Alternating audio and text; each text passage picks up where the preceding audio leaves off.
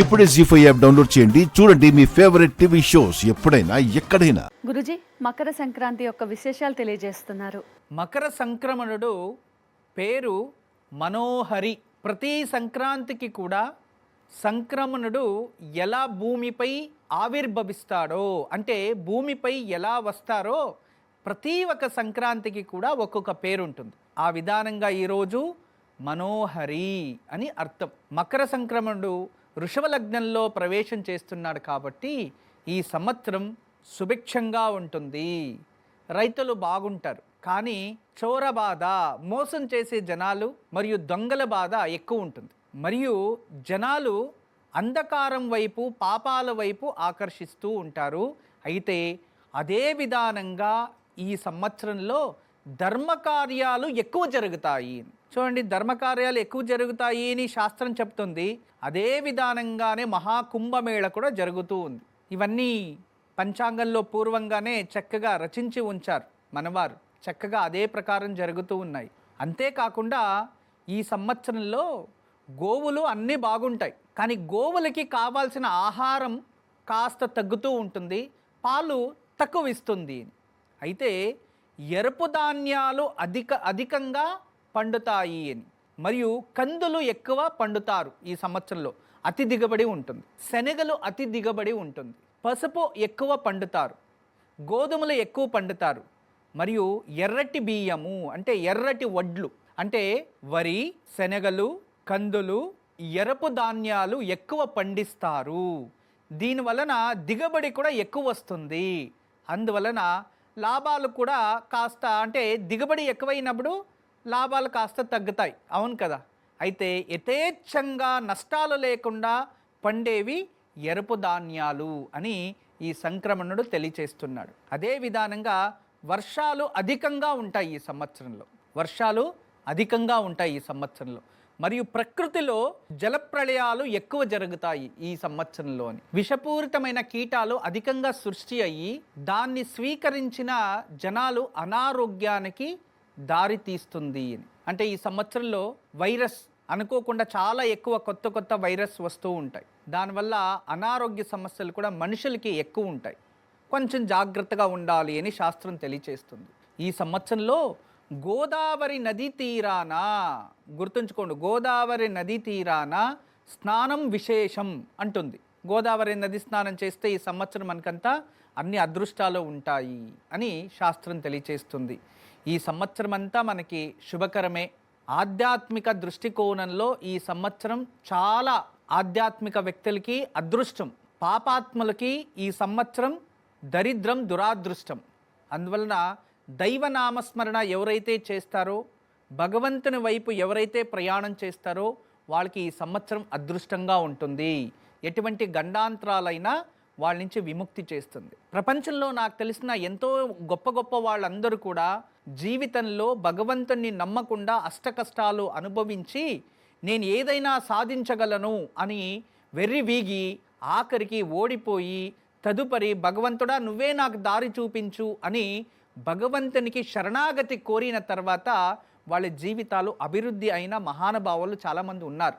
అలా అభివృద్ధి చెందిన వారు ఎంతోమంది. అటువంటి వారిని మన జీవితంలో ఉదాహరణగా తీసుకొని మనము కూడా భగవంతునికి శరణాగతి అయి, ప్రకృతికి శరణాగతి అయి మన జీవితం బాగుండాలి, ప్రకృతిని నమ్ముకోవాలి, బాగుండాలి అనుకునే వాళ్ళు ఈ సంవత్సరంలో ఖచ్చితంగా వాళ్ళు ఆనందంగా ఉంటారు అని ఈరోజు విశేషంగా మకర సంక్రమణుడు తెలియచేస్తున్నాడు. ఈరోజు వీటి గురించి మనం తెలుసుకున్న తర్వాత శుచిత్వం అంటే ఈరోజు మంగళ స్నానానికి విశేషమైన పుణ్యఫలం. ఆసనం అంటే పవిత్రమైన స్థానంలో కూర్చొని ధ్యానం చేయడానికి విశేషమైన శక్తి అని. అదే విధానంగా ఈరోజు తిల నైవేద్యం అంటే తిలము, బెల్లంలో చెరుకు రసం ఉంటుంది కదా, అది నైవేద్యానికి విశేషమైన శక్తి ఉంటుంది. ఈరోజు వీటితో పాటు మనం ఆచరించాల్సినవి కొన్ని ఉన్నాయి. మొదటిది శుచిత్వం. శుచిత్వం అంటే ఈరోజు అభ్యంగ స్నానము, శుచిర్భూతంగా ఉండడం, నూతన వస్త్రాల్ని ధరించడం, నది స్నానం చేయడం శుచిత్వం. ఆసనం, పవిత్రమైన క్షేత్రాల్లో, పవిత్రమైన నదీ తీరాల్లో, దేవాలయాల్లో ఒక 5 నిమిషాలను కూర్చొని లేవ్వాలంట ఈరోజు. ఇది ఆసనం అన్నారు. నైవేద్యం అన్నారు. నైవేద్యం అంటే ఈరోజు బెల్లం నువ్వులు లేదా చెరుకు మరియు నువ్వులు ఇవి దేవుడికి నైవేద్యం పెట్టి స్వీకరించాలి, లేదా నువ్వన్నా ఏదో కారణంగా భుజించాలంట. ఇది నైవేద్యం అంటే ఆహారము అని అర్థం. నాలుగవది సమయం అన్నారు. సమయం అంటే ఏంటి అంటే ఏ సమయంలో మనము భగవంతుని ధ్యానం చేయాలి అని అర్థం.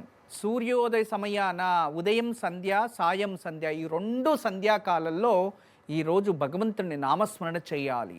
ఇవి ఖచ్చితంగా ఎవరైతే ఆరాధిస్తారో వీళ్ళకి ఈ సంవత్సరం అంతా ఎటువంటి వ్యాధులు లేకుండా, ఎటువంటి కష్టాలు లేకుండా, ఎటువంటి సమస్యలు లేకుండా, ఏ విధానంగా ఏ ఒక ఆపద లేకుండా వాళ్ళు జీవించగలరు అని అర్థం.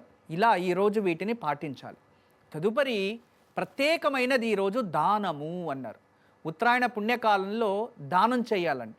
వస్త్రాదానం శ్రేష్టమైనది, అన్నదానం శ్రేష్టమైనది, స్వయంపాక దానం అన్నీ శ్రేష్టమైనవి. ఈరోజు మనం ఏం చేసినా శ్రేష్టమే. ఎందుకంటే ఈ రోజు నుంచి 6 నెలలు ఉత్తరాయణ పుణ్యకాలం, దేవతల కాలము అంటాం ఈ 6 నెలల్ని. అందువలన ఈరోజు మొదటి రోజు విశేషంగా కూష్మాండ దానము అన్నారు. అంటే తినే గుమ్మడికాయ, ఎర్ర గుమ్మడికాయ ఉంటుంది కదా, దాన్ని ఎవరైనా బ్రాహ్మణులకి దక్షిణ సమేతంగా ఈరోజు దానం ఇస్తే పితృదోషాలు పోతాయి.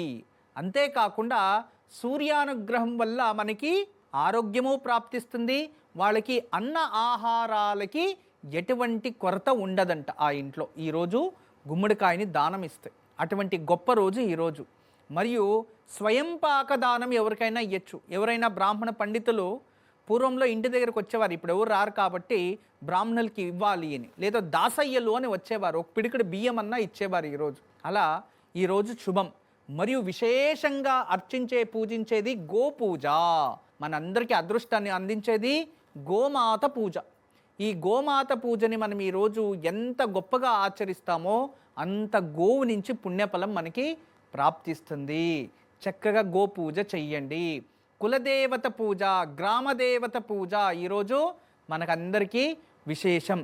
ఇంతేకాదు ఇంట్లో ఉండే వాళ్ళందరితో కూర్చొని కాస్త సమయాన్ని గడపాలి ఈరోజు అని తెలియచేస్తుంది. అలా ఈరోజు ఎవరైతే శుచిత్వము అంటే నూతన వస్త్రాల్ని ధరిస్తారో, శుచిత్వం నూతన వస్త్రాల్ని ధరిస్తారో వాళ్ళకి శారదా రూపము అంటారు. అంటే శుచిత్వం కదా శారదాదేవి. రెండోది ఎవరైతే నూతన వస్త్రాల్ని ధరిస్తారో, ఎవరైతే ముగ్గులు ఇంటి ముందు ఆచరిస్తారో అది విద్య, ఏకాగ్రత, వాళ్ళు శారదా రూపము అని అర్థం.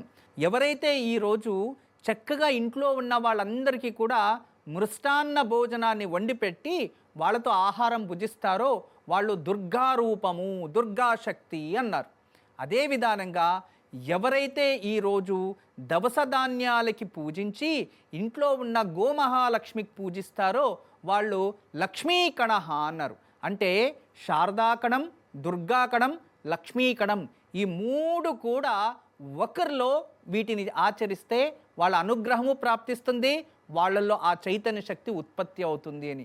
ఎంత గొప్పగా మనకి పూర్వీకులు ఈ శాస్త్ర సంప్రదాయాలను అందించారు అంటే అంత గొప్పగా అందించారు.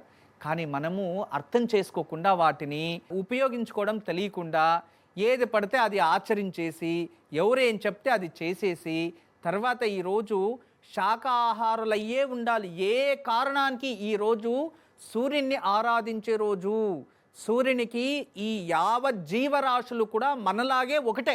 ఎవరైతే ఈరోజు రాజసిక ఆహారం కానీ, బలి కానీ, లేదో నాన్ వెజ్ తినడం ఇటువంటివి ఏదైనా చేస్తే వాళ్ళకి మహాపాపం వస్తుంది. వాళ్ళ జీవితంలో క్రౌర్యం పెరుగుతుంది, వాళ్ళకి కోపం పెరుగుతుంది. వాళ్ళకి చాలామంది చెప్తూ ఉంటారు నాన్ వెజ్ లేకపోతే వాళ్ళకి ముద్దే దిగదంట పాపం. కానీ భగవంతుడు ప్రతి ఒక్కరికి కూడా పరీక్ష కాలం అనేది వస్తుంది. ఈరోజు మీరు ఎంత సంతోషంగా ఉంటారో, ఎంత ఆనందంగా ఉంటారో, ఈరోజు ఎటువంటి కార్యాలని ఆచరిస్తారో అదే మీ జీవితం అయి ఉంటుంది. అందువలన మంచి పనులు చేయండి, మంచి మాటలు మాట్లాడండి, మంచి ఆహార పదార్థాలని సేవించండి, ఆరోగ్యంగా శుచిర్భూతులై భగవంతుని ధ్యానం చేస్తూ ఇంట్లో ప్రశాంతంగా ఉండండి అనేదే ఈరోజు మకర సంక్రాంతి. ఇంకా చాలా విశేషాలు ఉన్నాయి, ఇంకా తెలియచేసేవి ఎంతో ఉన్నాయి. ఇప్పుడే వచ్చి తెలియచేస్తాను. మరొకసారి వీక్షకులందరికీ మహాపర్వము మకర సంక్రాంతి శుభాకాంక్షలు. జీ5 యాప్ డౌన్లోడ్ చేసి అన్ని ఎపిసోడ్స్ పూర్తి ఉచితంగా చూడండి.